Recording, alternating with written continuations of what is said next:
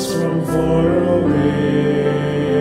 In everything you know me.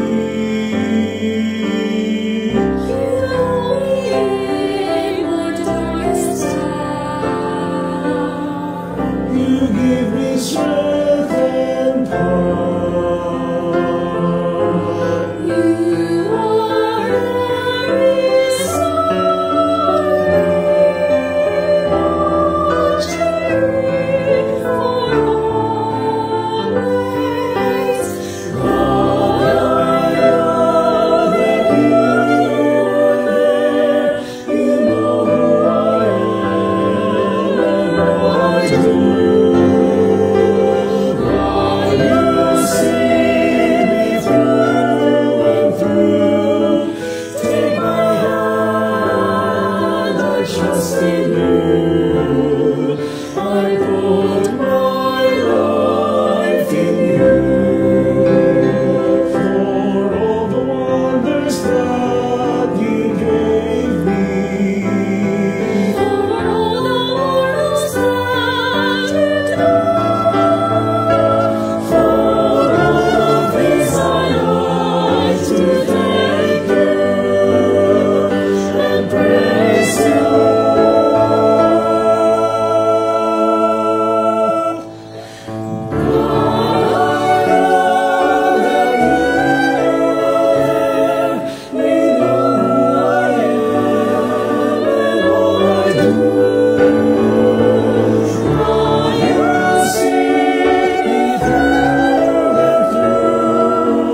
Take my hand, I trust in you. I put my life in you.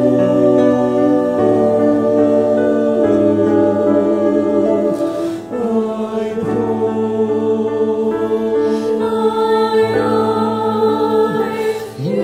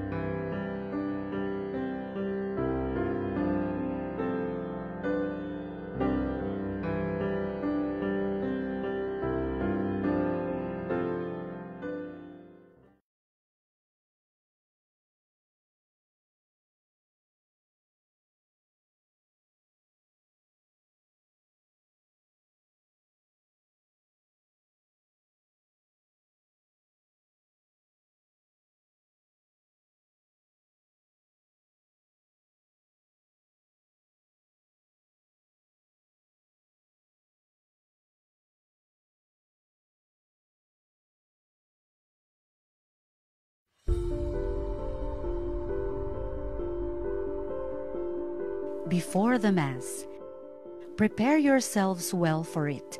Do not watch it with a cup of coffee in hand. Read the Mass readings to prepare yourselves. Think what you are to thank the Lord for and what to offer to Him this Mass. Remember, you are praying this Eucharist with many other fellow Catholics. During the Mass, stay in reverent gesture throughout the Mass. Pray with the whole family. Join in prayers, response, and singing. At the time of communion, make a spiritual communion. After the Mass, take some moments of silence to read again the scriptural readings and reflect.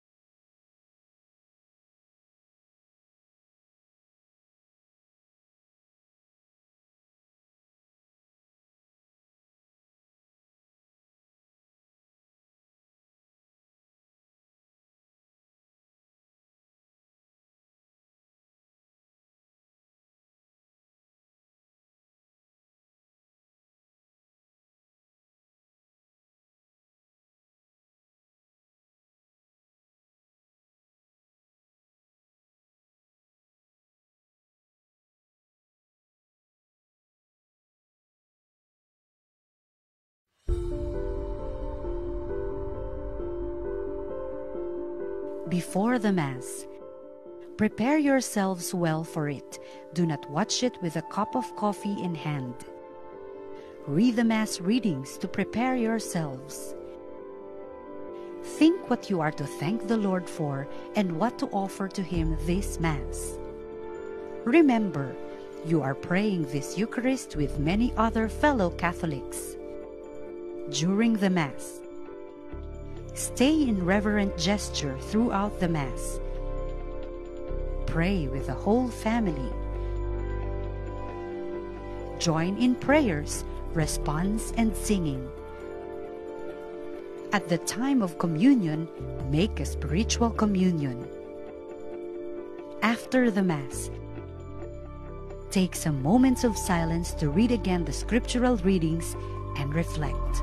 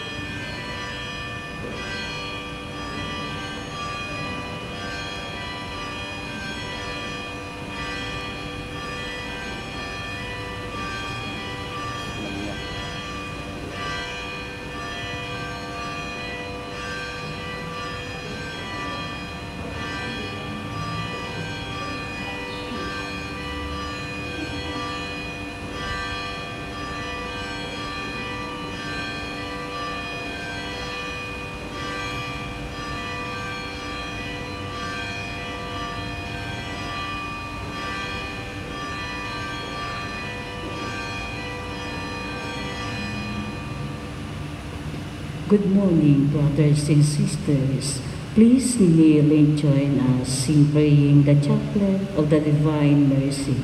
Let us offer this chaplet for peace and unity in our family, our country, and the whole world. And also for our sick brothers and sisters, most especially the dying. In the name of the Father, and of the Son, and of the Holy Spirit. Amen. Our Father, who art in heaven, hallowed be thy name. Thy kingdom come, thy will be done, on earth as it is in heaven. Give us this day our daily bread, and forgive us our trespasses, as we forgive those who trespass against us. And lead us not into temptation, but deliver us from evil. Amen. Hail Mary, full of grace, the Lord is with you. Blessed are you among women, and blessed is the fruit of thy womb, Jesus. Holy Mary, Mother of God, pray for us sinners, now and at the hour of our death. Amen. I believe in God, the Father Almighty, creator of heaven and earth, and in Jesus Christ, his only Son, our Lord, who was conceived by the Holy Spirit, born of the Virgin Mary, suffered under Pontius Pilate, was crucified, died, and was buried. He descended into hell. On the third day he rose again from the dead. He ascended into heaven, and is seated at the right hand of God the Father Almighty. From there he will come to judge the living and the dead. I believe in the Holy Spirit, the Holy Catholic Church, the communion of saints, the forgiveness of sins, the resurrection of the body, and life everlasting. Amen. Eternal Father, I offer you the body and blood, soul and divinity of your dearly beloved Son, our Lord Jesus Christ, in atonement for our sins and those of the whole world. for the sake of his sorrowful passion, Have mercy on us and on the whole world. for the sake of his sorrowful passion, Have mercy on us and on the whole world. for the sake of his sorrowful passion, Have mercy on us and on the whole world. for the sake of his sorrowful passion, Have mercy on us and on the whole world. for the sake of his sorrowful passion, Have mercy on us and on the whole world. for the sake of his sorrowful passion, Have mercy on us and on the whole world. for the sake of his sorrowful passion, Have mercy on us and on the whole world. for the sake of his sorrowful passion, Have mercy on us and on the whole world. for the sake of his sorrowful passion, Have mercy on us and on the whole world. for the sake of his sorrowful passion, Have mercy on us and on the whole world.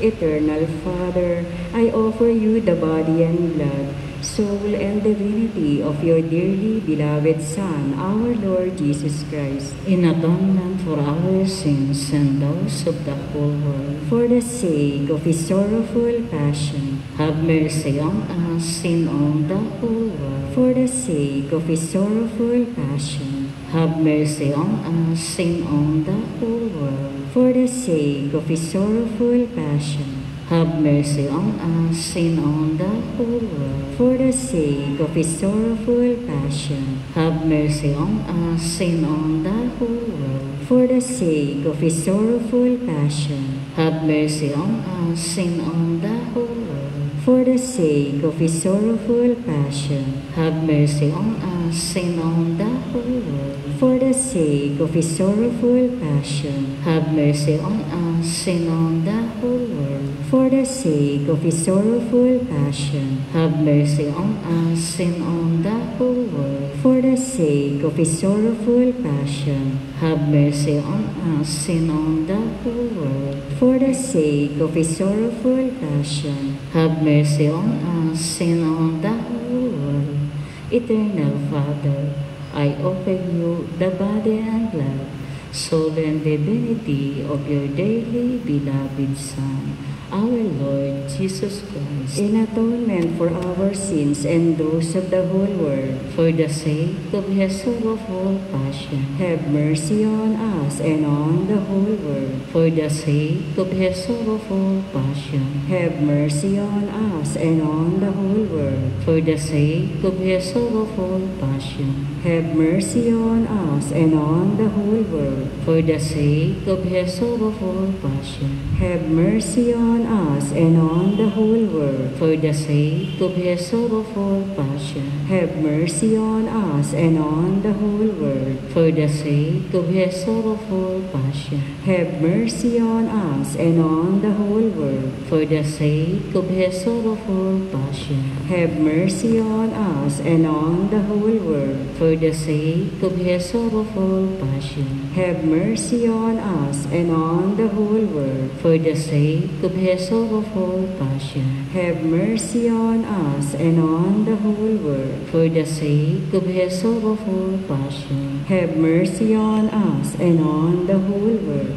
Eternal Father, I offer you the body and blood, soul and divinity of your dearly beloved Son, our Lord Jesus Christ, in atonement for our sins and those of the whole world. for the sake of his sorrowful passion, Have mercy on us and on the whole world. for the sake of his sorrowful passion, Have mercy on us and on the whole world. for the sake of his sorrowful passion, Have mercy on us and on the whole world. for the sake of his sorrowful passion, Have mercy on us and on the whole world. for the sake of his sorrowful passion, Have mercy on us and on the whole sake of his sorrowful passion, have mercy on us and on the whole world. for the sake of his sorrowful passion, Have mercy on us and on the whole world. for the sake of his sorrowful passion, Have mercy on us and on the whole world. for the sake of his sorrowful passion, Have mercy on us and on the whole world. for the sake of his sorrowful passion, Have mercy on us and on the whole world.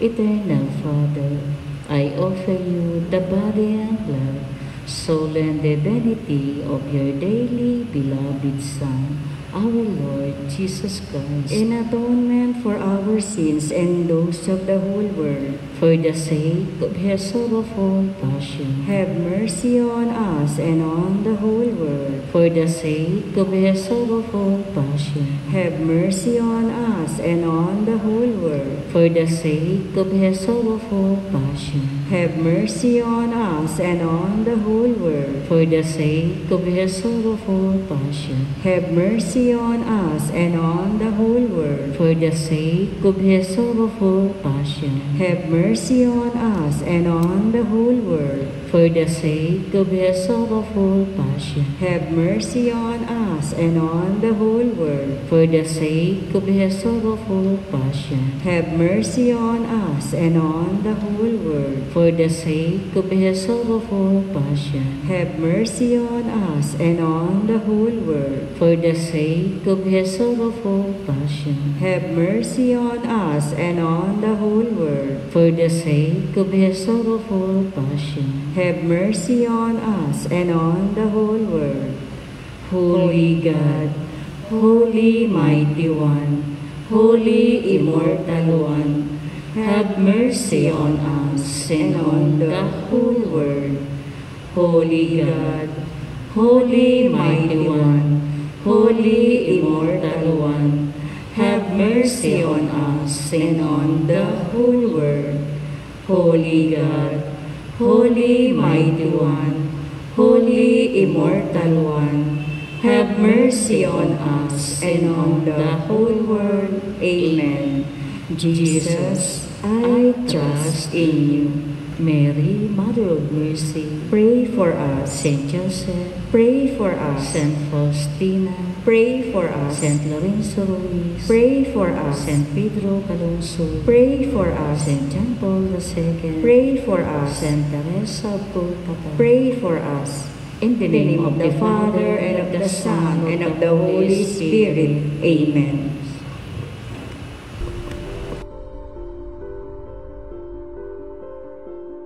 Before the Mass, prepare yourselves well for it. Do not watch it with a cup of coffee in hand. Read the Mass readings to prepare yourselves. Think what you are to thank the Lord for and what to offer to Him this Mass. Remember, you are praying this Eucharist with many other fellow Catholics. During the Mass, stay in reverent gesture throughout the Mass. Pray with the whole family. Join in prayers, response, and singing. At the time of communion, make a spiritual communion. After the Mass, take some moments of silence to read again the scriptural readings and reflect.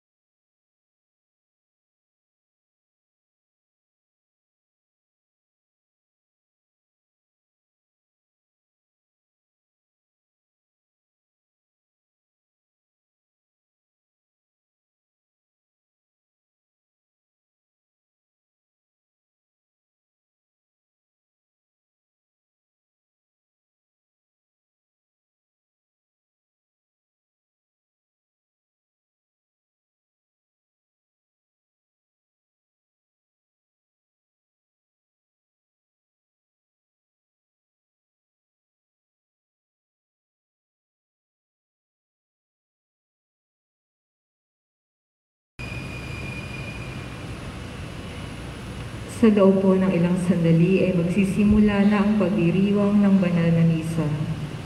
Pinapaalala po namin na patayin o ilagay sa silent mode ang inyong mga cellphone. Pakibantayan ang inyong mga kagamitan habang nasa loob ng simbahan. Sa lahat po ng mga hindi makaluhod, manatiling nakatayo at ilagay ang kanang kamay sa dibdib, tanda ng paggalang. Patuloy po ang pagbibigay natin ng Holy Communion ayon sa hanay ng inyong upuan o communion by roll habang sinusunod ang physical distancing. Sa bawat papunta po natin sa simbahan para dumalo at makiisa sa pagdiriwang ng banal na misa, dapat tayo po ay nakasuot ng tamang church attire. Maraming salamat po.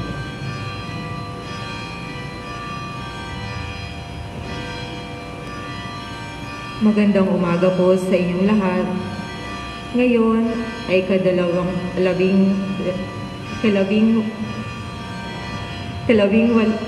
labing-walong ng Oktubre taong 2020, ika-29 na linggo sa karaniwang panahon.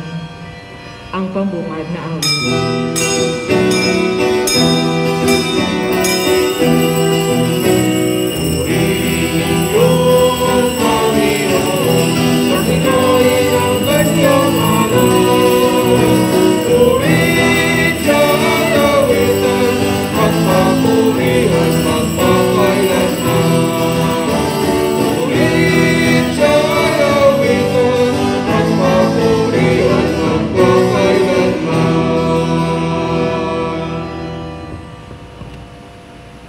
Sa ngalan ng Ama, ng Anak, at ng Espiritu Santo. Amen. Ang biyaya ng ating Panginoong Jesucristo, ang pag-ibig ng Diyos, at ang liwanag ng Espiritu Santo ay sumainyong lahat. At sumayo rin.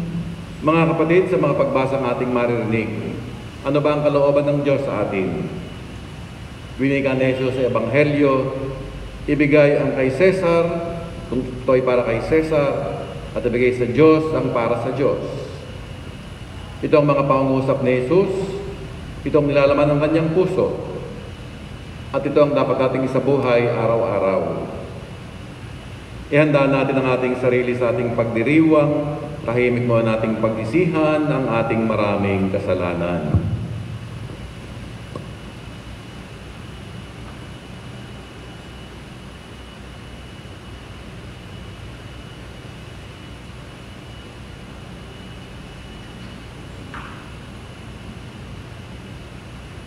Sama-sama nating ipahayag ang ating pagsisisi sa awit ng Panginoon, maawa ka.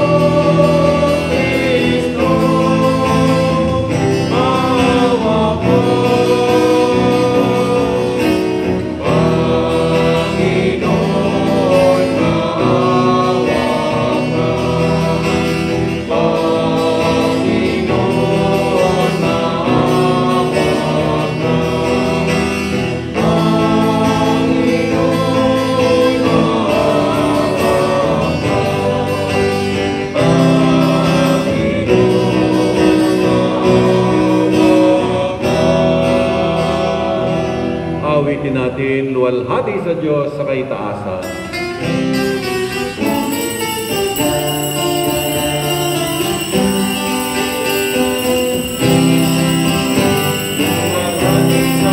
Amen.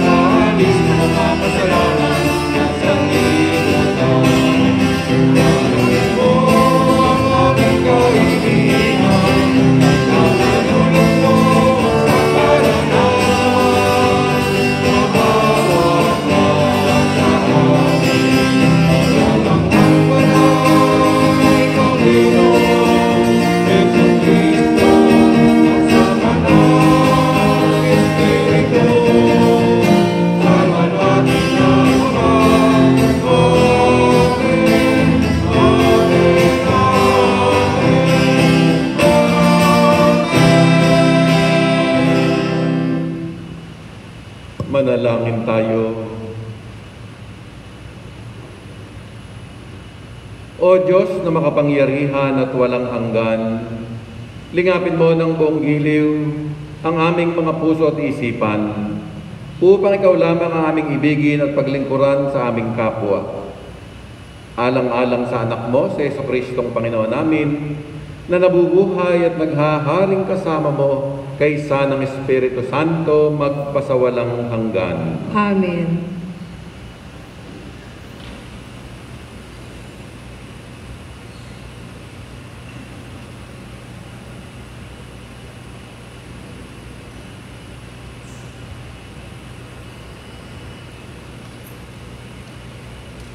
Pagbasa mula sa aklat ni Propeta Isaías.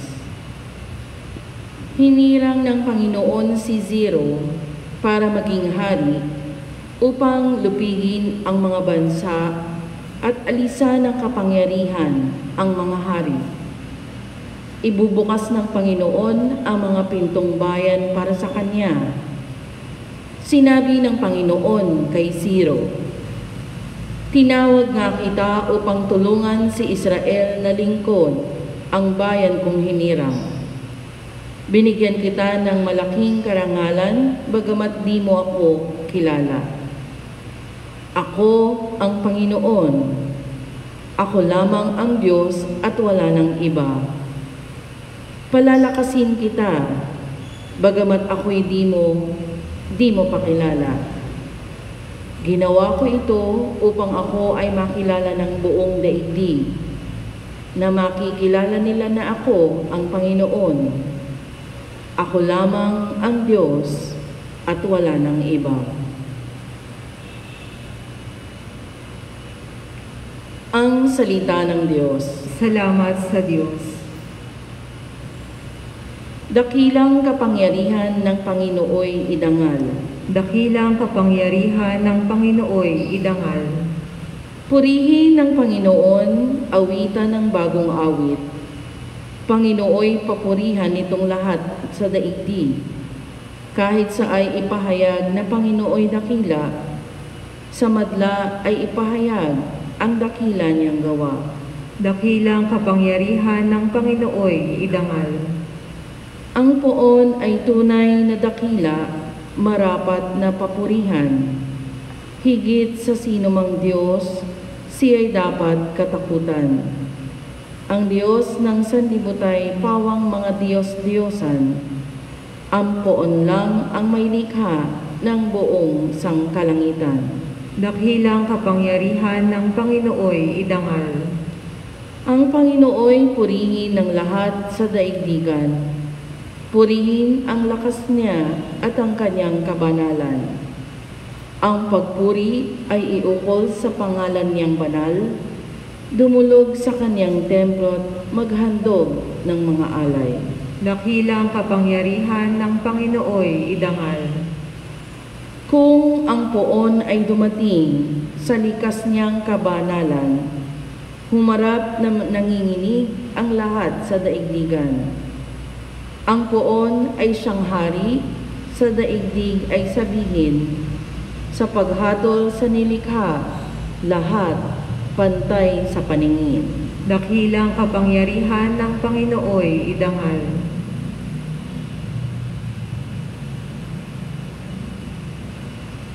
Pagbasa mula sa unang sulat ni Apostol San Pablo sa mga taga-Tesalonica. Mula kina Pablo, Silas at Timoteo, sa simbahan sa Tesalonica, mga hinirang ng Diyos Ama at ng Panginoong Hesukristo, sumainyo nawa ang pagpapala at kapayapaan. Lagi kaming nagpapasalamat sa Diyos dahil sa inyo, at tuwinay isinasama namin kayo sa aming dalangin. Ginugunita namin sa harapan ng ating Diyos at Ama ang inyong mga gawang bunga ng pananampalataya, ang inyong mga pagpapagal na udyok ng pag-ibig at ang matibay ninyong pag-asa sa Panginoong Hesukristo. Nalalaman namin, mga kapatid, na kayo'y hinirang ng Diyos na nagmamahal sa inyo. Ang mabuting balita na lubos naming pinaniniwalaan ay ipinahayag namin sa inyo, hindi sa salita lamang. Ito'y may kapangyarihan at patotoo ng Espiritu Santo.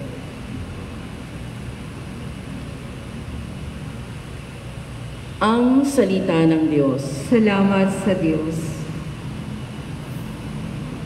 Magbigay galang po tayo sa mabuting balita.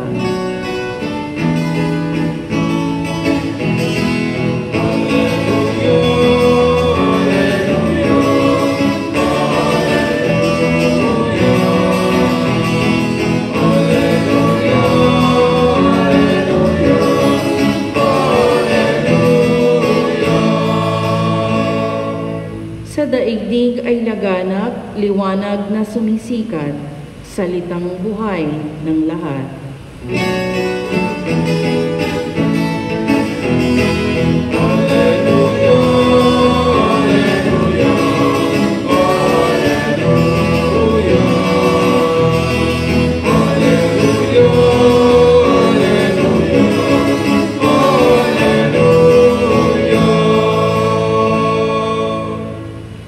Sumainyo ang Panginoon. At sumayo rin. Pagbasa sa banal na Ebanghelyo ayon kay San Mateo. Papuri sa iyo, Panginoon. Noong panahon iyon, umalis ang mga Pariseyo at pinag-usapan kung paano nila masisilo si Jesus sa kanyang pananalita. Kaya pinapunta nila sa kanya ang ilan sa kanilang mga alagad, kasama ang ilang tauhan ni Herodes. Sinabi nila, "Guro, nalalaman namin kayo'y tapat at itinuturo ninyo ng buong katotohanan ang ibig ng Diyos na gawin ng mga tao. Wala kayong pinangingimian sapagkat pareho ang pagtingin ninyo sa tao. Ano po ang palagay nyo? Naayon ba sa kautusan na bumuwi sa Cesar o hindi?" Ngunit batid ni Jesus ang kanilang masamang layon, kaya sinabi niya, "Kayong mapagpaimbabaw, bakit ibig niyo akong siluin? Akin na ang salaping pambuwis." At siya'y binigyan nila ng 1 denaryo. "Kaninong larawan at pangalan ang nakaukit dito?" tanong ni Jesus. "Sa Cesar po," tugon nila. At sinabi niya sa kanila, "Kung gayon, ibigay ninyo sa Cesar ang sa Cesar at sa Diyos ang sa Diyos."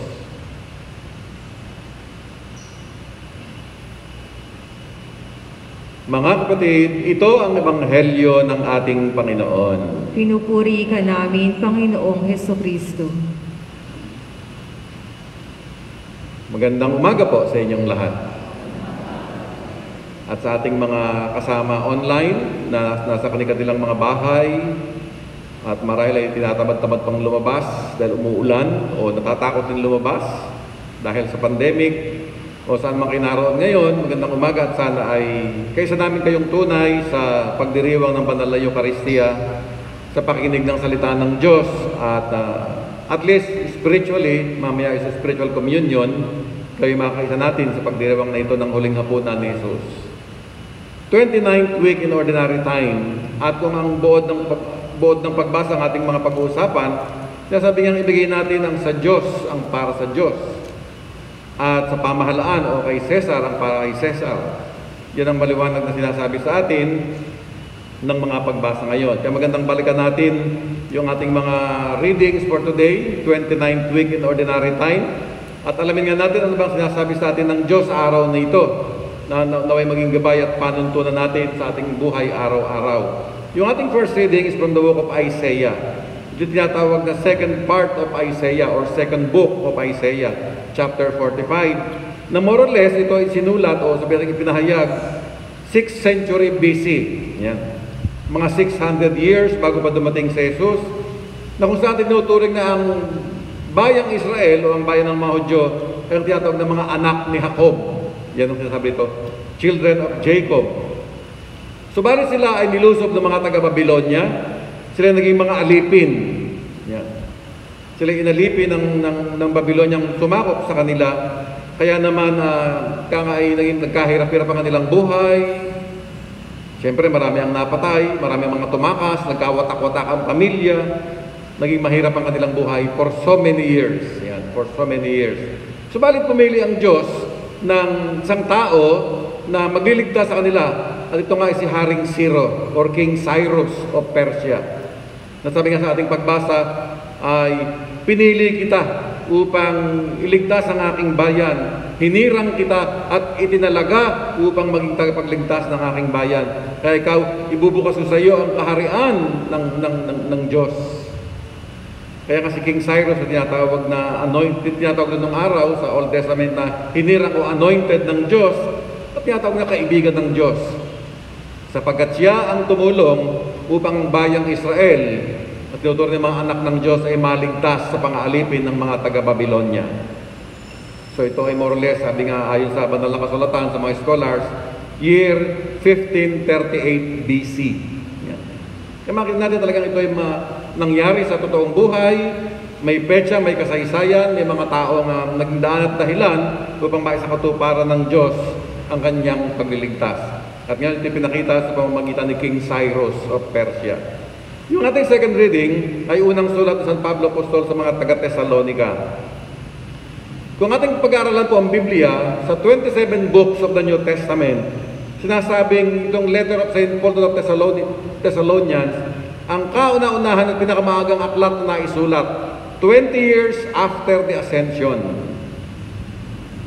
Kaya kung dito pag-aaralan yung New Testament, no, of all the 27 books na naroon, itong pinakamaagang naisulat. At dito pinapakita sa atin ang kaisipan at puso ni St. Paul na sabi nga, kung ano yung kanyang narinig at nanutuhan tungkol kay Jesus, kaya ang mabuting balita ng kaligtasan, yon ang aming iniaral sa inyo at yon ang aming itinuro sa inyo. Sinasabi na isinulat ang sulat na ito, more or less 51 AD. Yan. Ito may mga petsa na sinasabi nga sa atin na ito yung mga pangyayari sa buhay ng mga tao sa kasaysayan ng ating kaligtasan. Sa sulat na ito, hinihikayat ni St. Paul, una-una nagagalak si St. Paul dito, puno ng kagalakan ng kanyang puso dahil nababalitaan niya na yung komunidad na kanyang itinayo sa Thessalonica ay mainam at mabuting sumusunod sa kalooban ng Diyos, namumuhay ayon sa diwa ng Ebanghelyo. Kaya sila naman ay patuloy na hinihikayat ni St. Paul. Manatili kayo sa panampalataya. Diba, parang isang tatay, naku anak, natutuwa ako sa iyo, ang galing-galing mo, nag-aaral kang mabuti, naging masunurin kang anak, kinagagalak kita, tuwa ako sa iyo, no? Proud ako sa iyo. Moret ganyan ang damdamin ni St. Paul dito. Kaya naman patuloy niyang hinihikayat na huwag kang magbabago sana, o huwag kayong magbabago at manatili sa Panginoon. So yun ang sinasabi sa atin ng ating first and second reading na humihikayat sa atin na tayo rin sa ating pang-araw-araw na pamumuhay, anuman ang ating mga pinagdaraanan. Lalo nga sa mga panahong ito, marami sa atin may mga hugot. Yan, di ba? Yan ang mga salta ng mga kabataan nila, may mga hugot lines. May mga pinaghuhugutan tayo ngayon sa ating buhay. Kapit lang. Kapit lang. At magtiwala lang tayo sa Diyos. At yan din ang sinasabi ni St. Paul ngayon, lalo na sa ating second reading. Manatiling nagtitiwala sa Diyos at ang Diyos hindi magkukulang ng pangangalaga sa atin. Sa ating ebanghelyo ngayon ni San Mateo, chapter 22, ito isang narrative o pagkasalaysay at pinapakita sa atin ang talino o yung wisdom ng Diyos. Sa puntong ito ng ating ebanghelyo, talagang ang pakay lang ng mga Pariseyo ay ang matutok si Jesus sa kanyang mga sasabihin. Sabi nga, saan ba nahuhuli ang isda? Hindi ba sa bibig? Yan. Ganon ang pakay ng mga Pariseyo. Dahil nga yung matatandaan, ilang araw nakakalipas itong week na ito, talagang tahasang tinutuligsa ni Jesus ang mga Eskriba at mga Pariseyo. Yung mga woe statements ng ating Panginoon. Sawimpalad kayo, mga Eskriba at mga Pariseyo, mga mapagpaingbabaw. Yan. Diretso siya sabi ni Jesus yan, sawimpalad kayo, mga mapagbalat kayo. Naku, galit ang ating Panginoon, mahitang ulo. Siyempre, yung mga Pariseyo na diretsang tinuligsa ni Jesus, aba hindi magpapatalo. Para bang hindi ka man namin mabangga ng diretsuhan, tatraidorin ka namin, yari ka. Kaya sila ay nagutos ng ilang mga tao, kasama na ang mga tauhan ni Herodes, ni Haring Herodes, na talagang pag nagkamali si Jesus ng kanyang sasabihin, isang pagkakamali lang, kaya nga isang salita lang na lumabas sa kanyang bibig, na salungat sa pamamalakad ng pamahalaan ng kapanahon ng iyon kay Herodes, isusuplong nila at ipahuhuli. Kaya ngayon, ang kanilang pagtatanong, kung magbabayad ba ng buwis o hindi, ang kanilang pagtatanong ay hindi para makakuha ng tamang payo. Nagtanong sila hindi para makarinig ng tamang payo. Kundi nagtanong sila kay Jesus para hulihin si Jesus. Pag nagkamali ka ng iyong panalita, yari ka sa amin. Kaya ito ngayon, Guro, binola pa nila si Jesus Lord, naalalaman namin kayo'y tapat. At itinuturo nyo ng buong katotohanan ang ibig ng Diyos na gawin ng tao. Kita nyo, pinupuri pa nila si Jesus sa likod ng kanilang maitim na balak. At wala kayong pinangingimian sapagkat pareho ang pagtingin nyo sa tao. Totoo naman, walang sinisino-sino si Jesus dito. Pag nagkamali, kahit sino, talagang diretso niyang pagkasabihan. Ano po ang palagay nyo? Naayon ba sa kautusan na bumuwis sa Cesar o hindi? Ano ang background itong ebanghelyong ito? Marahil maraming beses na ipaliwanag sa inyo, ang bayang Israel, sinakop ng Roman government. Naging alipin sila ng mga Romans, kaya nga galit ang mga Hudyo. At dahil sila sinakop ng mga Romans, nagpataw ito ng napakaraming buwis. Sabihin parang sinisip-sip ang dugo ng bayan. Pinapahirapan ng Romans, ng mga Romano, ang mga Hudyo sa napakaraming buwis na binabayaran. Kaya maraming mga Hudyo ang nagagalit. In fact, may mga nagre-rebelde. Talagang meron tahasang lumaban, pero sobrang lakas ng puwersa ng Roman government, hindi magtagumpay ang kanilang pag-aalsa. Kaya galit ang mga Hudyo. Heto ngayon ang tanong. Gusto nilang ipahamak sa Jesus, dapat ba magbayad ng buwis kay Cesar o hindi? Sa loob-loob sabi nga ni Jesus, kung alam kong mga nilalaman ng mga utak ninyo, mga siraulo. Hindi ko sabi ni Jesus, yan. Kung nagkukunwar, pupuri-purihin niyo pa ako. Mga lolo-loko. Nagkaroon ganyan sa mga pangkabagong salita, di ba? Pupuri-purihin niyo pa ako. Alam ko, mga traidor kayo. Sabi niya, sige. Pera nga ng pera. Yung coin na kanilang ginagamit. At binigyan ng isang denaryo. Ang tanong ni Jesus, kaninong larawan at pangalan bang nakaukit dito? At malawag na sagot, sa Cesar po. Si Emperor Julius Caesar, di ba? Julius Caesar. Sa Cesar po. O, yung pala sabi ni Jesus, kung gayon, ibigay nyo kay Cesar para kay Cesar at ang sa Diyos para sa Diyos. Siguro natahinik yung mga Pariseyo, no? Natahinik ang mga Pariseyo, kaya dito ang sabi ni Jesus, tamemi kayo, tamemi kayo. Dahil nga sila ay nagkunwari lang na mabuti, pero sila may maitim na balak upang si Jesus ay ipatakip. Subalit ang katalinuhan ng Diyos ay higit sa lahat. Kaya nga ibigay ang para kay Cesar at ibigay ang para sa Diyos. Yan. Alam niyo, itong issue na ito ng pagbabayad ng buwis, tinatawag nila itong problem of conscience. Yan. Hindi lang ito simpleng obligasyon ng pagbabayad ng buwis. Magbabayad ba kami o hindi? Sa mga Hudyo, ito ay issue tinatawag ng problem of conscience.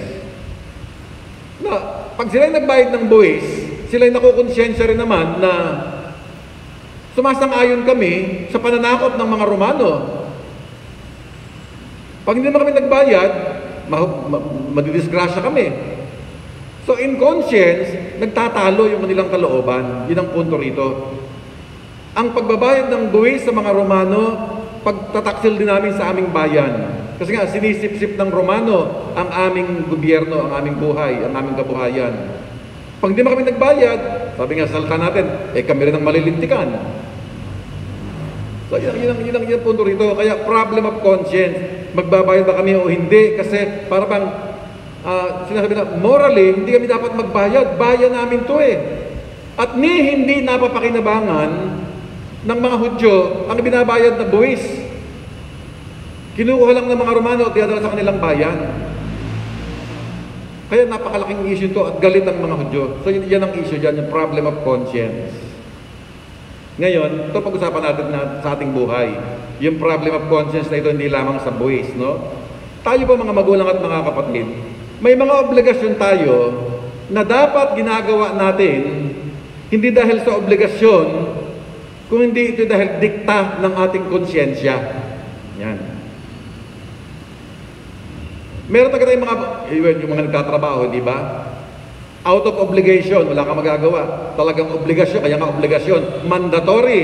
Magbabayad ka ng yung mga taxes, yung income tax return, contribution mo sa SSS, sa pag-ibig, etc., etc. Napakaraming kinakaltas. Yung mga empleyado, alam nyo yan.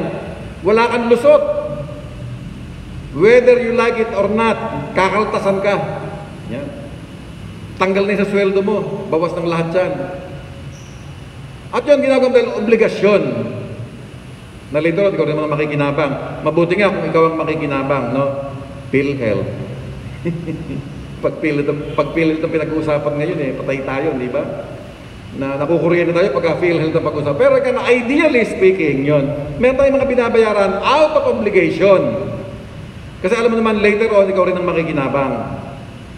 Pero nga, sabi ko, merong mga bagay-bagay na ang tingin natin ay obligasyon, pero hindi lang ito obligasyon, dahil ito'y laman ng ating konsyensya.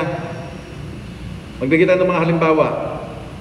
Halimbawa, isa, pag-aalaga sa mga magulang pag sila'y matatanda na. Yan, problem of conscience yan. Father, obligasyon ko ba na pag tumanda ng mga magulang ko, alagaan ko sila, may pamilya na ako? Father, cargo ko pa ba ang mga magulang ko? Yung ganyang mga tanong, no? So dito, hindi pinag-uusapan kung obligasyon, kung di pinag-uusapan to dahil bunga ng iyong konsyensya. Kung may konsyensya ka, lingunin mo o kalingain mo ang iyong mga magulang. Hindi dahil obligasyon, kundi dahil dikta ng iyong konsyensya. Kung kaya ng konsyensya mo, dededmahin mo sila. Kung kaya ng dibdib mo, di wag mo silang pansinin. Kung kaya ng dibdib mo, yan ang punto. May mga bagay-bagay tayong gagawin sa buhay natin, nagagampanan pa rin natin, dahil yun ang sinasabi ng ating konsyensya, na dapat lingapin ko, kalingain ko yung aking mga magulang, lalo pagka sila ay matatanda na. Nakakalungkot lang na mayroong mga anak na ang bilis makalimot sa kanilang mga magulang. O kung minsan, yung mga umiiwas dahil sa obligasyon sa magulang. Nandiyan naman si nandiyan naman si kuya. Amo na siya, may pera naman siya na lang bahala. Nandiyan naman si ate, siya naman ang kasama. Bakit? Si kuya lang ba o si ate lang ba ang anak? Hindi ba kayong lahat anak ng magulang nyo? Yan ang punto Bakit pagka obligasyon, nagtuturo-turuan? Umiiwas? Hoy, dalawin mo naman ng nanay o dalawin mo ng tatay. Nagpapadala naman ako ng pera. Yun lang ba yun? Nagpapadala ka ng pera? Hindi mo dinadalaw, hindi ka umuwi. Kailan ka uuwi? Kailan ka dadalaw? Sa araw ng libing? Yun ang nakakalungkot mga magulang at mga kapatid, ha? Problem of conscience. Pinababayaan ng mga magulang, kaya siya nagpapadala naman doon ng pera. Nandiyan naman si na mag-aalaga. Nandiyan naman siya na mag-aalaga. Uuwi na lang ako. Kailan? Yun, uuwi sa araw ng libing. Tapos iiyak-iyak, ang lakas ng iyak. Yun ang masarap itulak sa loob ng hukay. Di ba? Nung buhay, hindi mo kinalinga. Ngayon namatay, iiyak-iyak ka. Problem of conscience. Isa yan, di ba? O yung pagtanaw ng utang na loob. Tayo mga Pilipino, yan. Mahalaga yung utang na loob. Bakit? Kasi halimbawa, nung walang-wala ka, siya ang sumagip sa iyo. Yan, punto yan. At huwag mong kalimutan yun. Na nung ikaw ay nalulunod, siyang nag-abot ng kamay sa iyo. Tapos ngayon medyo maganda na ang buhay mo, dinededma mo siya. Iniiwas-iwasan mo na, pinagtataguan mo na. Nung araw na walang-wala ka, siyang takbuhan mo. Ngayong meron ka na, patago-tago ka na lang. Di ba? Father, hanggang kailan ako itatanong ng utang na loob? Hanggang kailan? Hanggat may konsyensya ka. Again, problem of conscience. Kasi ang pinag-uusapan dito, sa utang na loob na yan, nung ikaw ay nangangailangan, siya ang sumagip sa iyo. At higit sa lahat, tandaan na rin mga magulang at mga kapatid, yung mga taong gumawa sa iyo ng mabuti, lalo pa sa panahon ng pangangailangan at walang-wala ka, huwag mo silang gagawa ng masama. Huwag mong tatablahin. Meron sa atin, makapalang mukha. Yung bang tinulungan ka na nga, tinatabla mo pa ngayon. Anong klaseng konsyensya ba naman meron ka niya? Again, another problem of conscience, yung paggawa ng mabuti sa iba. Father, obligasyon ko bang gumawa ng mabuti sa iba? Nagtanong ka pa. Tayo po mga magulang at mga kapatid, sa panahon man ng pangangailangan ng kagipitan, lalo ngayon marami sa atin, sabi ko nga kanina, marami tayong mga pinagdadaanan, meron tayong mga hugot sa panahon ito ng pandemya. Kinakailangan pa rin tayong gumawa ng mabuti sa ibang tao. Huwag kong gamitin ang panahon ng pandemic na ito sa paggawa ng masama. Hindi excuse. Father, dapat akong tumulong at gumawa ng mabuti sa iba. Abay, siyempre. Kasi yun ang nintay sa iyo ng Panginoon bilang isang Kristiyano at yun ang dikta ng iyong konsyensya na ikaw ay gumawa ng mabuti sa iba. May kapalit man o wala, gantihan ka man o hindi, dapat gumawa ka ng mabuti sa iba dahil ikaw ay isang Kristiyano. Yan. Siguro magandang halimbawa rito, yung pagtulong sa mga kapatid. Alam niyo sa mga magkakapatid kadalasan, hindi man lahat pare-pareho sinuswerte. Kung ilang kayo magkakapatid, 3, 4, 5, 6 na magkakapatid, hindi naman lahat sinuswerte. Merong isa na napakaganda ng buhay, napakaluwag, umasenso sa buhay, sobra-sobra ang biyaya. Meron namang isang kapatid na kapos, hirap na hirap. Kanina ba tatakbo? Kanina ba lalapit yung hirap na hirap? Siyempre doon sa meron, di ba? Nakakagulat naman na kung ikaw nga ay meron na, hihingi ka pa rin doon sa walang-wala. So, yun ang punto rito, yung pagtulong sa mga nangangailangan. Kung ikaw naman ay isang kapatid na sabihin natin, sobra-sobra, hindi man sobra, sapat ang blessing na dumating sa iyo, matuto ka namang magbahagi doon sa wala. Tol, alam ko, nagpapaaral ka pa ng mga anak. Ako naman, mga anak ko, graduate na. Tatrabaho na nga yung iba. Bibigyan kita ng allowance monthly ha, kahit 500 lang yan a month. Yun ang pinag-uusapan ng laki. Yun lang tulong. Dagdag mo ito, basta buwan-buwan, bibigyan kita niyan. Pandagdag mo sa baon ng mga bata. Ngayon, ang mga bata naka-online, di man nag-aaral, hindi na kailangan pang masaya. O pambili ng load, di ba? Pang-online. Kasi problema ngayon yan May cellphone nga, nagtsatsaga yung bata sa cellphone para makapag-online studies, wala namang pang-load. Yan. Pag minamalas-malas ka pa, wala pang internet. Akit ka pa rin sa bubong para makasagap ka ng internet. No, only in the Philippines talaga, di ba? Akit ka sa puno para may internet. Yan. Ikaw naman nakakaluwag-luwag. O halimbawa, baka meron kang internet sa bahay, malakas ang wifi mo sa bahay. Meron kang mga pamangkin. Sabi mo, pamangkin, doon ka na mag-aaral sa bahay, may internet kami, sige. Kaysa gumasta ka pa ng pang-load mo. Basta meron kang online classes, meron kang assignment, punta ka sa bahay, doon ka mag-online. Nako! Meron bang gagawa kaya ng ganon? Malayo ka. Ako nagbabayad ng internet, siyang gagamit. Mga drama sa buhay. My goodness. Lagi ko naalala sa sabi ng nanay ko na tumulong ka, hindi mo ipaghihirap yan.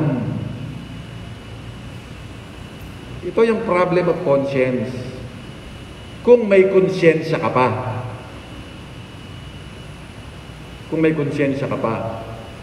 Kaya ulitin ko nga, na ito hindi obligasyon dahil obligasyon na pag hindi ko ginawa, baka sabihin, napakasama ko naman tao. Ang punto rito is, dahil ito ang nilalaman ng iyong konsyensya na dapat kang tumulong, na dapat kang kumalinga sa iyong mga magulang pag sila'y matatanda na, tumanaw ng utang na loob, gumawa ng mabuti sa iba, tumulong sa mga pamangkin o kamag-anak o sinamang tao.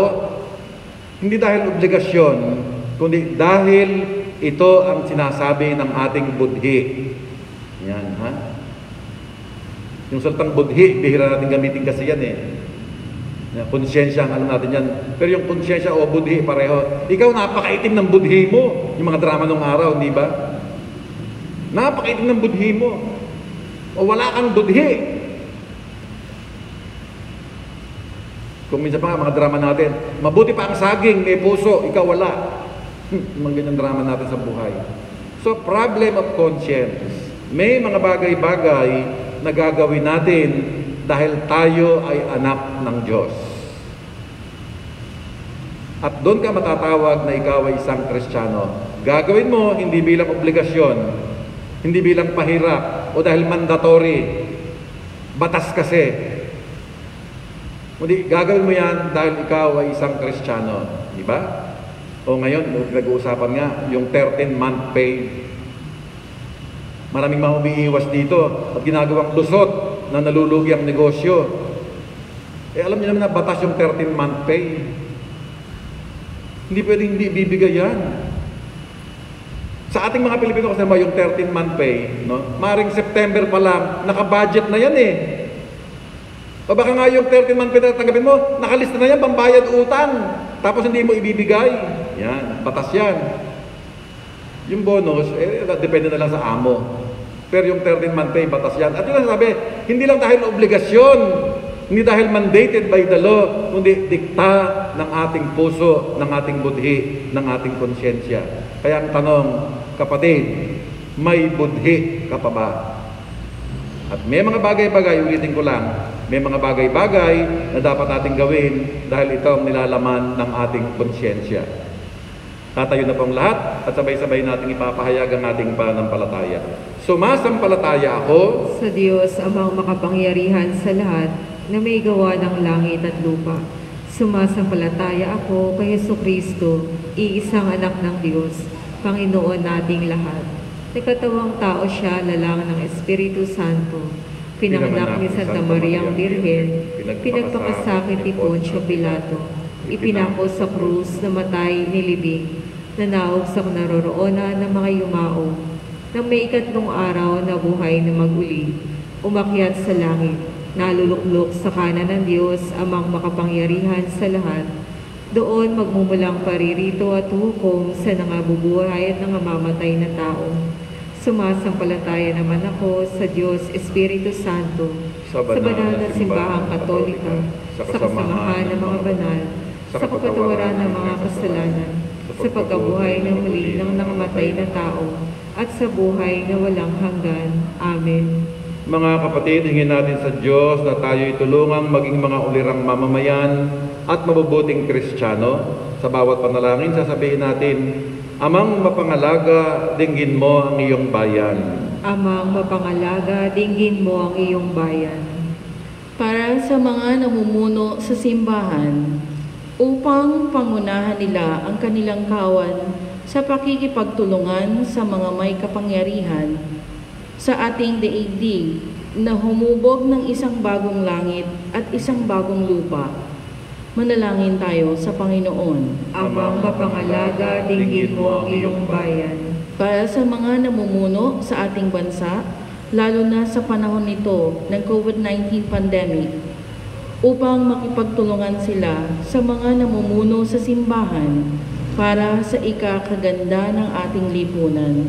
Manalangin tayo sa Panginoon. Amang mapangalaga, dinggin mo ang iyong bayan. Para sa lahat ng mga kumikilos sa ating mga paggamutan at nagsisikap na supuin ang pagkalat ng COVID-19 pandemic, at para na rin sa mga kawani ng pamahalaang nagpapanatili ng kaayusan sa ating lipunan, upang sa tulong ng Espiritong Banal ay gantimpalaan ang kanilang pagsisikap ng isang maayos na pamayanan. Manalangin tayo sa Panginoon. Amang mapangalaga, dinggin mo ang iyong bayan. Para sa ating lahat na mga Kristiyano, upang sa taong ito ng ekumenismo ay ating matutunan ang kahalagahan ng pagtutulungan sa panunumbalik ng pagkakaisa sa bayan ng Diyos. Manalangin tayo sa Panginoon. Amang mapangalaga, dinggin mo ang iyong bayan.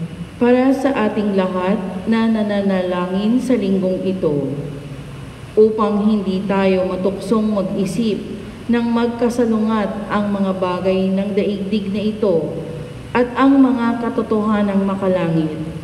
Makipagtulungan nawa tayo sa pagbibigay ng higit na magandang buhay sa lahat. Manalangin tayo sa Panginoon. Amang mapangalaga, dinggin mo ang iyong bayan. Tahimik nating ipanalangin ang ating mga sariling kahilingan.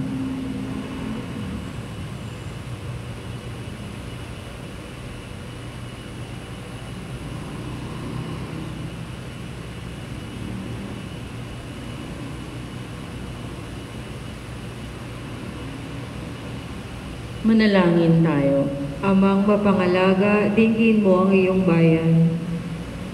Ama naming nangangalaga sa amin sa daigdig na ito, ibuhos mo sa amin ang handog ng iyong Espiritong Banal upang mapasa amin ang karunungang maunawaan ang ugnayan ng mga bagay ng daigdig na ito at ang mga makalangit na katotohanan, alang-alang din kay Kristong aming Panginoon. Amen.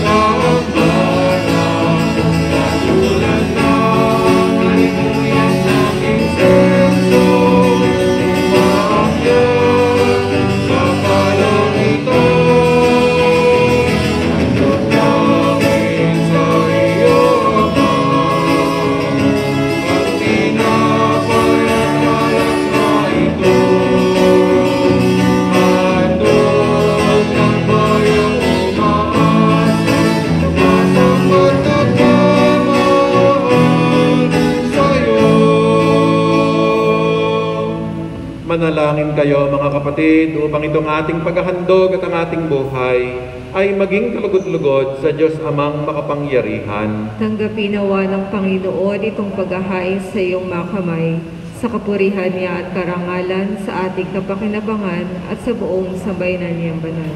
O Panginoon, ipahintulot mo na maging malaya sana ang aming paghahandog at paglilingkod sa iyo. Linisin mo ang aming mga puso sa bisa ng aming pagpakikiisa sa mga misteryong ipinagdiriwang alang-alang kay Kristong aming Panginoon. Amen. Sumainyo ang Panginoon. At sumayo rin. Itaas sa Diyos ang inyong puso at diwa. Itinaasa namin sa Panginoon. Pasalamatan natin ang Panginoong ating Diyos. Marapat na siya ay pasalamatan.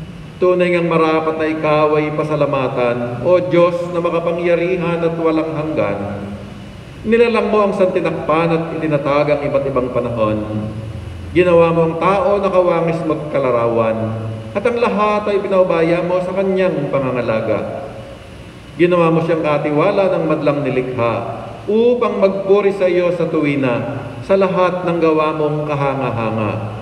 Kaya kasamang makapal na mga anghel sa kalangitan, ay ipinagbubunyi naming walang humpay ang iyong kalwalhatian.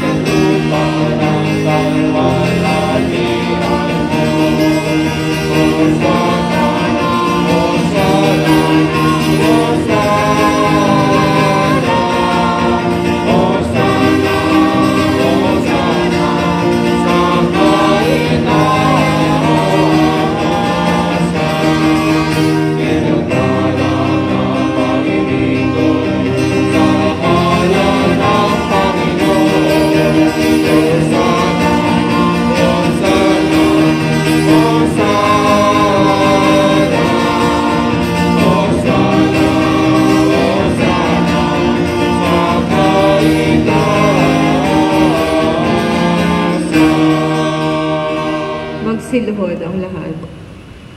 Ikaw nga, Panginoon, ay tunay na banal at sa'yo nagmumula ang lahat ng kabanalan. Basbasan mo sana ang mga kaloob na ito sa pamamagitan ng iyong Espiritu upang sa aming ikapapanuto ay maging katawan at dugo ni Jesucristong aming Panginoon. Bago siya pahirapan at magpakasakit, kinuha niya ang tinapay, nagpasalamat sa iyo, hinati iyon at ibinigay sa kanyang mga alagad na ang wika, tanggapin ninyong lahat ito at kanin. Ito ang aking katawan na ihahandog ng dahil sa inyo.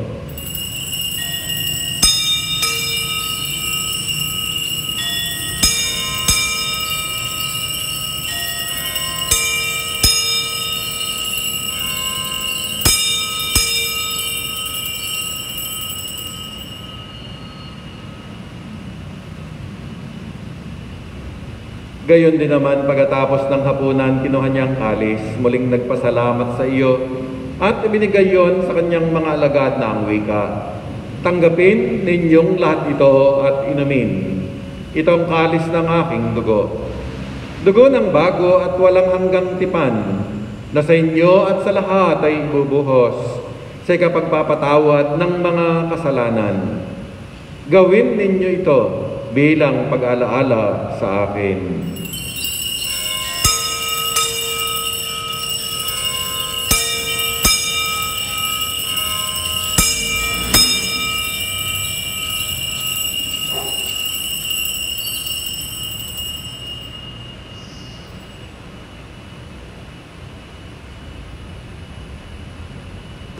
Ipagdangal natin ang misteryo ng ating pananampalataya. Si Kristo'y namatay, si Kristo'y nabuhay, si Kristo'y babalik sa wakas ng panahon.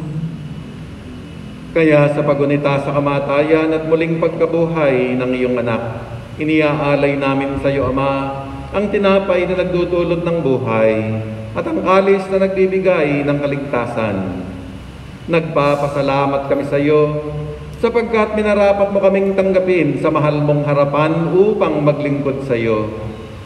Pakumbabang sinasamo namin na kaming makikinabang ng katawan at dugo ni Kristo ay pag-isahin ng Espiritu Santo. Alalahanin mo, Panginoon, ang iyong simbahang laganap sa buong daigdig. Sa pamumuno ng aming Papa si Francisco, ni Broderick na aming administrador at ang lahat ng mga pari. Gawin mong ganap ang iyong simbahan sa buklod ng pag-ibig. Alalahanin mo rin ang aming mga kapatid na nahimlay at umaasang muling mabubuhay at ang lahat ng mga yumao. Tanggapin mo sana sila sa maluwalhati mong harapan. Maawa ka sa aming lahat.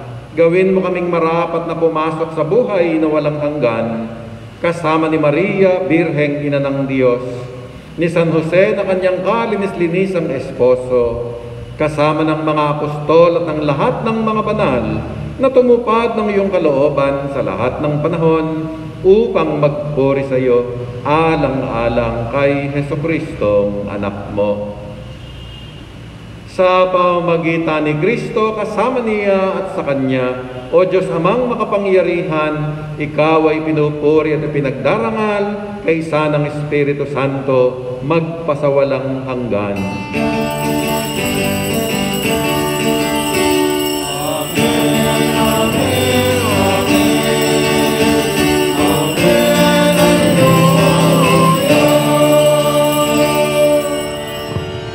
Ngayon ay sama-sama tayong mananalangin sa ating Ama sa pag-awit ng Ama namin.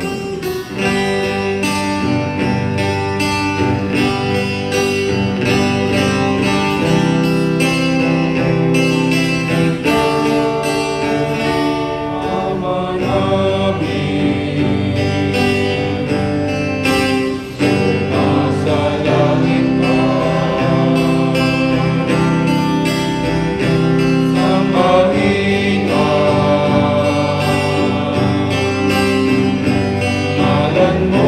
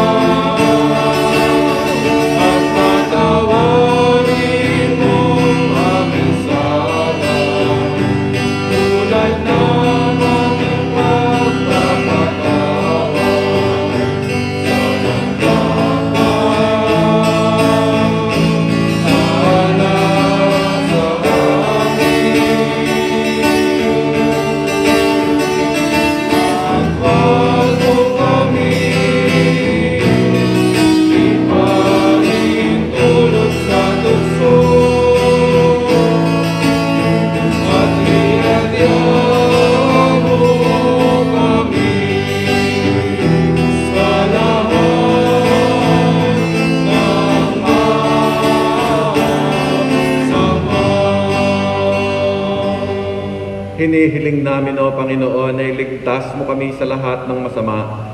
Pagkalooban kami ng kapayapaan sa aming kapanahonan, upang sa tulong ng iyong awa ay lagi kaming maligtas sa kasalanan at malayo sa lahat ng ligaling. Samantalang hinihintay namin ang masayang pagbabalik ni Jesucristong aming manunubos. Sapagkat iyo ang kaharian at ang kapangyarihan at ang kapurihan magpakailanman. Amen. O Panginoong Jesucristo, sinabi mo sa iyong mga apostol, kapayapaan ang iniiwan ko sa inyo, ipinagkakaloob ko sa inyo ang aking kapayapaan. Huwag mo sanang isaalang-alang ang aming maraming kasalanan, kundi ang aming matibay na pananampalataya at pag-ibig sa iyo. Pagkalooban mo kami ng kapayapaan at pagkakaisa, ayon sa kasisya ng iyong kalooban, nabubuhay ka't nagahari magpasawalang hanggan. Amen. Ang kapayapaan ng Panginoon ay laging sumainyo. At sumayo rin. Ngayon mga kapatid, magbigayan tayo ng kapayapaan sa isa't isa. Peace be with you, peace be with you, peace be with you.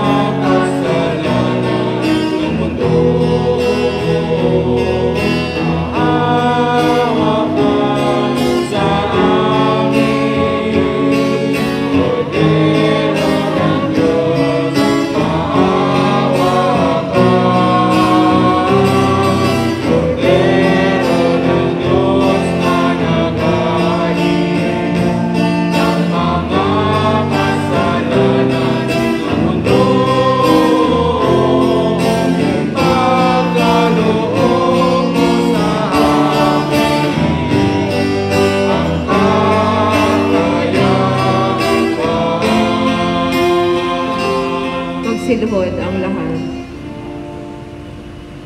Narito ang ating Panginoong Jesucristo, ang kordero ng Diyos na nag-aalis ng mga kasalanan ng sanlibutan. Mapapalad ang lahat ng sa Kanya ay tatanggap. Panginoon, hindi ako karapat-dapat na magpatuloy sa iyo, ngunit sa isang salita mo lamang ay gagaling na ako. Naway ingatan tayo ng katawan at dugo ni Kristo hanggang sa buhay na walang hanggan. Amen.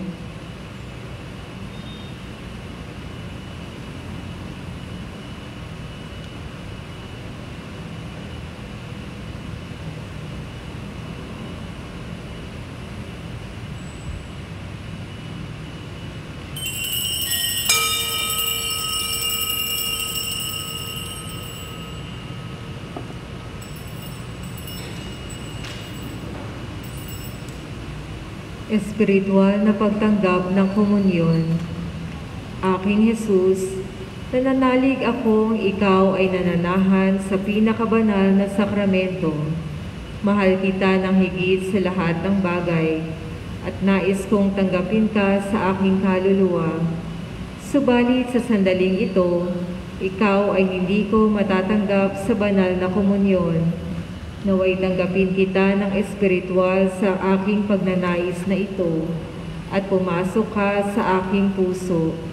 Niyayakap kita na parang naririto ka na sa akin at pinagkakaisa ko ang aking sarili sa iyo. Huwag mong hayaang ako ay mawalay sa iyo. Amen.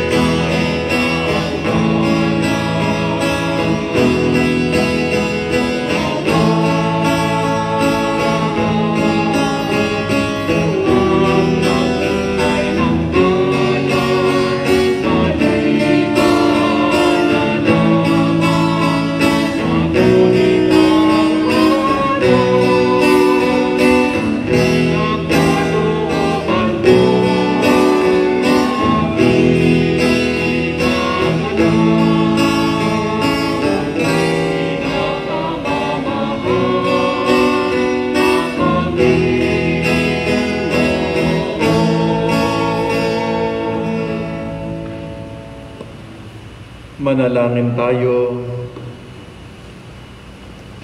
O Panginoon naming Diyos, isinasamo namin na kaming nagdiriwang at lumalahok sa banal na Eucharistiyang ito ay magtamasa ng katiwasayan dito sa lupa at ligayang walang hanggan sa kabila. Alang-alang din kay Kristong aming Panginoon. Amen. Please all kneel for the prayer of trust to the divine mercy. I fly to your mercy, compassionate God, who alone are good. Although my misery is great and my offenses are many, I trust in your mercy, because you are the God of mercy, and from time immemorial it has never been heard of, nor do heaven and earth remember, that a soul trusting in your mercy has been disappointed. O God of compassion, you alone can justify me, and you will never reject me. When I, contrite, approach your merciful heart, where no one has ever been refused, even if he were the greatest sinner. Jesus, friend of a lowly heart, you are my haven, you are my peace, you are my salvation, you are my serenity in moments of struggle, and amidst an ocean of doubts. You are the bright ray that lights up the path of my life. You are everything to a lowly soul. You understand the soul even though it remains silent. You know our weaknesses, and like a good physician, you comfort and heal, sparing our sufferings, expert that you are. Amen. Mary, Mother of Mercy, Saint Joseph, Saint Faustina, Saint Lorenzo Ruiz, Saint Pedro Calungsod, Saint John Paul II, Saint Teresa of Calcutta, Horacio Imperata, makapangyarihan at mapagmahal na Ama, nagsusumamo kami sa iyo upang hilingin ang iyong patnubay laban sa COVID-19 na nagpapahirap sa marami at kumitil na ng mga buhay. Gabayan mo ang mga dalubhasang naatasan na tumukla sa mga lunas at paraan upang ihinto ang paglaganap nito. Patnubayan mo ang mga lumilingap sa may sakit upang ang kanilang pagkalinga ay malaki pa ng husay at malasakit. Itinataas namin ang mga nagdurusa, makamtan nawa nila ang mabuting kalusugan.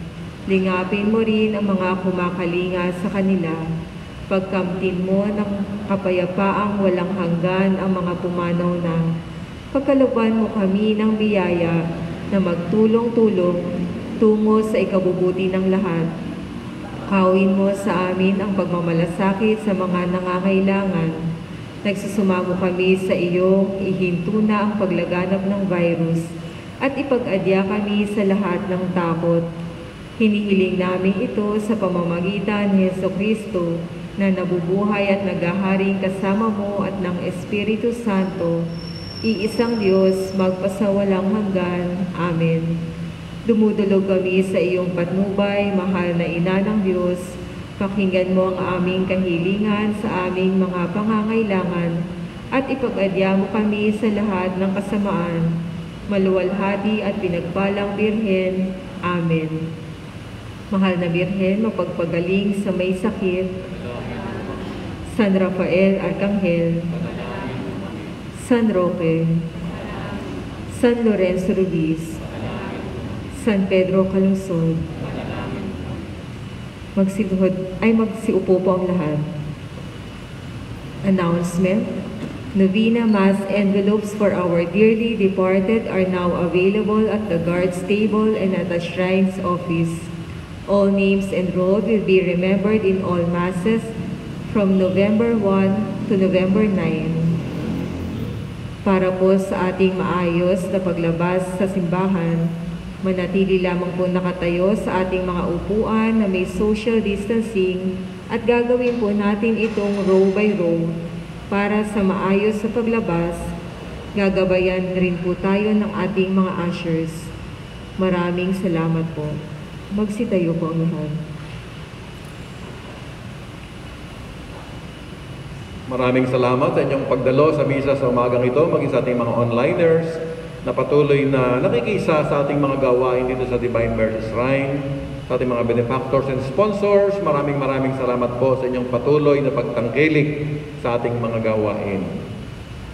Sumainyo ang Panginoon. At sumayo rin. At naway pagpalain kayong lahat ng makapangyarihang Diyos, Ama, Anak at Espiritu Santo. Amen. Tapos na ang ating pagdiriwang, humayo kayong taglay ang pagpapala ng Diyos. Salamat sa Diyos.